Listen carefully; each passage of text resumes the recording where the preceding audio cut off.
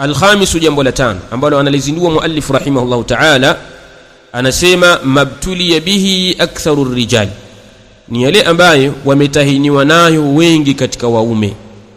Mabtuliya bihi aktharu rijali, ni yale ambayo wametahiniwa nayo wengi katika wanaume. Min at-tazayyuni bihalqi lihya, katika kujipamba kwa kunyoa ndevu.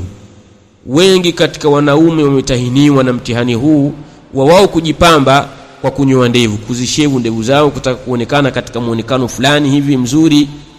Bihukmi taqlidihim lilurubiyyin alkufar, kwa wao kuwaigiliza wale watu wa Europe makafiri wanavyoonekana katika mionekano yao, na wao wakataka waonekane kama wao, wakazinyoa ndevu zao.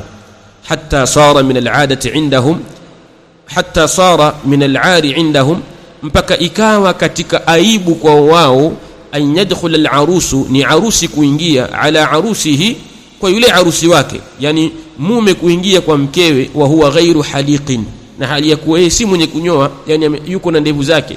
Hii ikawa ni aibu kwa wao, yani mtu akawa anaona haya na aibu kwenda kwa mkewe hali ya kuwa ameziachia ndevu zake. Kwa hivyo akataka kuzinyoa na kuzipunguza, pengine zionekane katika muonekano wa mtu fulani au allani katika makafiri wa Europe.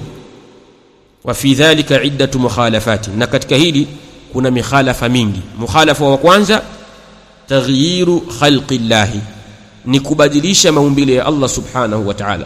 Kitendo cha mwanaume kunyoa ndevu zake ni kubadilisha maumbile ya Allah subhanahu wa ta'ala aliyomuumbia.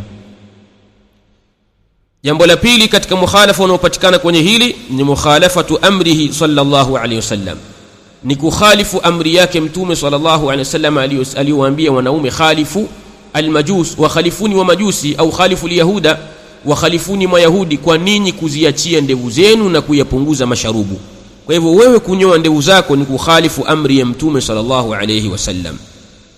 Jambo la tatu ni atashabbuhu bilkufari, ni kujifananiza na makafiri, kujifananisha na makafiri.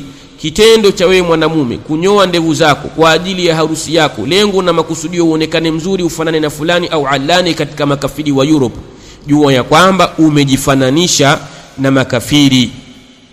Na mtume sallallahu alaihi wasallam katika hadithi anasema, man tashabbaha biqaumin fahuwa minhum, yoyote atakayejifananisha na watu fulani basi na yeye yuko miongoni mwao. Kadhalika jambo la nne katika mambo ambayo yanapatikana katika mikhalafa ni atashabbuhu bin nisa'i. Baya zaidi ni mtu kujifananisha na wanawake, kwa sababu kidevu cha mwanamke ndicho ambacho hakina ndevu. Hivyo mwanaume haitakikani kidevu chake kikawa ni mfano wa kidevu cha mwanamke, isipokuwa ikiwa ni maumbile yake.